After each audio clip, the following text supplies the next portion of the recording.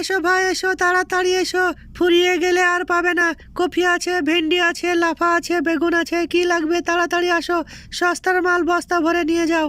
এসো ভাই এসো, 10 টাকায় 2 কেজি, তাড়াতাড়ি এসো, ফুরিয়ে গেলে আর পাবে না।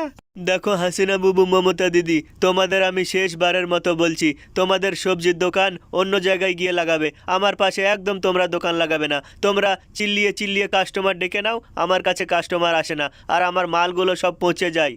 দেখো মোদিজি, তোমার মতো আমাদের পচা পচা সবজি না, তোমার তো পচা সবজি, কে কিনবে তোমার কাছে বলো? আর উপর থেকে দামও অনেক নাও কাস্টমারের কাছে।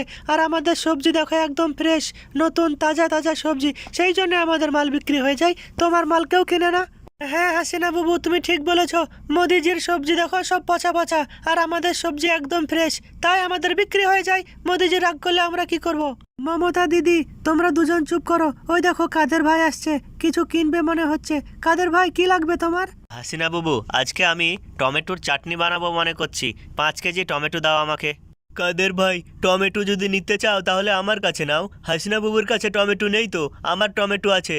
হ্যাঁ মোদিজি, যা তার কাছে নিলেই হবে টমেটো। বলো কত করে দিচ্ছ টমেটো তুমি? দেখো কাদের ভাই, আমি 300 টাকা করে টমেটো বিক্রি করছি, তুমি যদি নিতে চাও তাহলে তোমাকে 200 টাকা করে দেবো।